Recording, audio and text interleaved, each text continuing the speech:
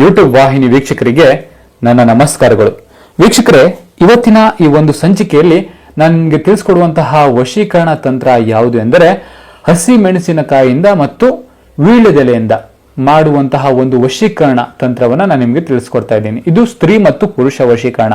ವೀಕ್ಷಕರೇ, ಸ್ತ್ರೀ ಮತ್ತು ಪುರುಷ ವಶೀಕರಣ, ಈ ಒಂದು ವಶೀಕರಣ ಮಾಡಬೇಕಾದ್ರೆ ಯಾವುದೇ ರೀತಿಯಾದಂತಹ ಒಂದು ಕೆಟ್ಟ ಭಾವನೆ, ಕೆಟ್ಟ ಆಲೋಚನೆಯನ್ನ ಮನಸ್ಸಲ್ಲಿ ಇಟ್ಕೊಂಡು ನೀವು ಮಾಡಬಾರ್ದು. ಮತ್ತೆ ಇದು ನೀವು ಕೆಟ್ಟದಕ್ಕೆ ಉಪಯೋಗಿಸಿದ್ದಾದರೆ ಇದು ನಿಮಗೆ ಫಲ ನೀಡುವುದಿಲ್ಲ. ವೀಕ್ಷಕರೇ, ನೆನಪಿರಲಿ, ಕೆಟ್ಟದಕ್ಕೆ ಉಪಯೋಗಿಸಿದ್ದ ಆದರೆ ಇದು ನಿಮಗೆ ಫಲ ನೀಡುವುದಿಲ್ಲ ವೀಕ್ಷಕರೇ. ಹೌದು ವೀಕ್ಷಕರೇ, ಹಾಗಾದ್ರೆ ಇದನ್ನ ಮಾಡೋದು ಹೇಗಂತ ನಾನು ನಿಮಗೆ ತಿಳಿಸ್ಕೊಡ್ತಾ ಇದ್ದೀನಿ ಈ ಒಂದು ವಿಡಿಯೋದಲ್ಲಿ. ಹಾಗೂ ಈ ಒಂದು ವಿಡಿಯೋವನ್ನು ನೀವು ಕೊನೆ ತನಕ ನೋಡೋದನ್ನ ಮಾತ್ರ ಮರಿಬೇಡಿ.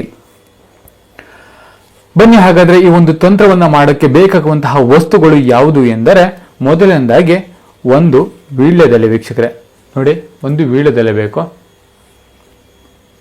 ಆ ನಂತರ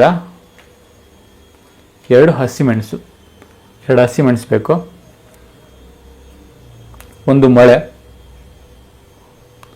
ಎರಡು ಏಲಕ್ಕಿ, ಆಮೇಲೆ ಅರಿಶಿನ ಕುಂಕುಮ ಮತ್ತು ಕೆಂಪು ಕುಂಕುಮ. ಈ ಇಷ್ಟು ವಸ್ತುಗಳು ನಮಗೆ ಈ ಒಂದು ವಶೀಕರಣ ತಂತ್ರವನ್ನು ಮಾಡೋಕ್ಕೆ ಬೇಕಾಗುವಂಥದ್ದು ವೀಕ್ಷಕರೇ. ಹಾಗಾದ್ರೆ ಬನ್ನಿ ಈ ಒಂದು ವಶೀಕರಣ ತಂತ್ರವನ್ನು ಮಾಡೋದು ಹೇಗಂತ ನೋಡೋಣ ಬನ್ನಿ. ಮೊದಲನೇದಾಗಿ, ನೀವು ಯಾರನ್ನ ಇಷ್ಟಪಟ್ಟಿರ್ತೀರಲ್ಲ, ಸ್ತ್ರೀ ಆಗಿರ್ಬೋದು ಪುರುಷ ಆಗಿರ್ಬೋದು, ಯಾರನ್ನ ಇಷ್ಟಪಟ್ಟಿರ್ತೀರಲ್ವಾ, ಇಲ್ಲಿ ಸ್ತ್ರೀ ಆಗಿದ್ರೆ ಸ್ತ್ರೀ ರೋಹಿಣಿ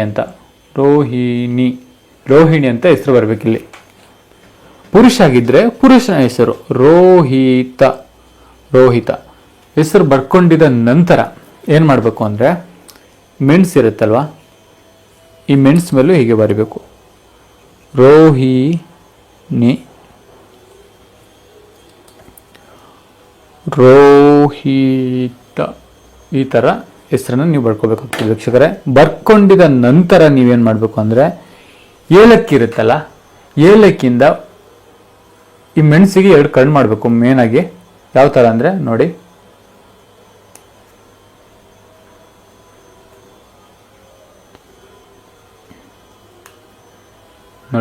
ಈ ರೀತಿಯಾಗಿ ಎರಡು ಕಣ್ಣನ್ನ ಮಾಡಬೇಕಾಗತ್ತೆ.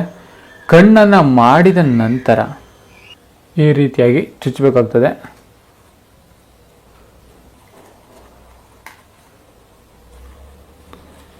ಈ ರೀತಿಯಾಗಿ ನೀವು ಚುಚ್ಚಿಬಿಟ್ಟು ನಂತರ ಮಾಡುವಂತಹ ವಿಧಾನಗಳು ಯಾವುದು ಎಂದರೆ,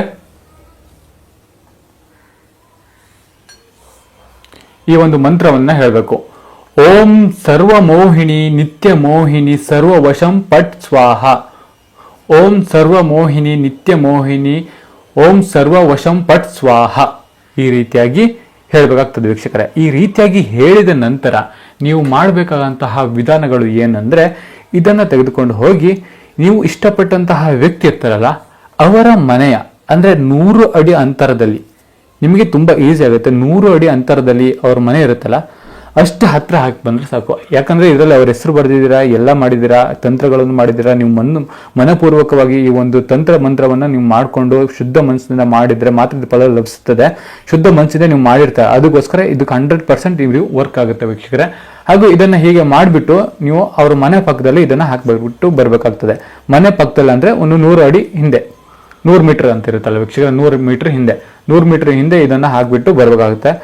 3 ದಿನಗಳ ನಂತರ ಅವರು ನಿಮ್ಮ ಬಳಿ ಬರ್ತಾರೆ ವೀಕ್ಷಕರೇ. ಇದಂತೂ 100% ಸತ್ಯ.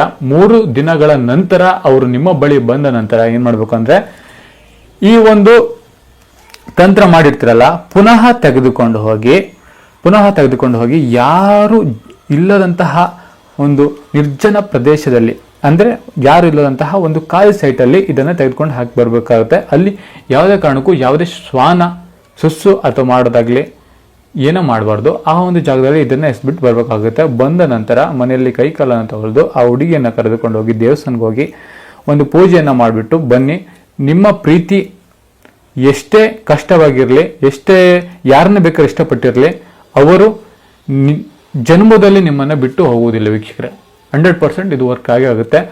ಒಂದ್ ವೇಳೆ ಇದನ್ನು ನಿಮ್ಮ ಬಳಿ ಮಾಡಲು ಸಾಧ್ಯ ಆಗುವುದಿಲ್ಲ ವೀಕ್ಷಕರೇ, ನಮ್ಮ ಮನೆಯಲ್ಲಿ ತುಂಬಾ ಜನ ಇದ್ದಾರೆ, ಇಲ್ಲ ಜನ ನೋಡ್ತಿದ್ದಾರೆ, ಅಲ್ಲಿ ಹೋಗ್ಯಕ್ಕಾಗಲ್ಲ, ಹೊಂಡ ತೊಡೆಯಕ್ಕಾಗಲ್ಲ, ಈ ತರ ಎಲ್ಲ ಸಮಸ್ಯೆಗಳು ಇರ್ತವೆ. ಆ ತರ ಎಲ್ಲ ಸಮಸ್ಯೆಗಳಿದ್ರೆ ಚಿಂತೆ ಪಡಬೇಡಿ, ಸ್ಕ್ರೀನ್ ಮೇಲೆ ನಮ್ಮ ನಂಬರ್ ಬರ್ತಿದೆ, ಯಾವ ಬೇಕಾದರೂ ಕರೆ ಮಾಡ್ಬೋದು. ನಿಮಗೆ ಶಾಶ್ವತ ಪರಿಹಾರ ನಾವು ಮಾಡಿಕೊಡ್ತೀವಿ ವೀಕ್ಷಕರೇ. ಎಲ್ಲರಿಗೂ ನಮಸ್ಕಾರ.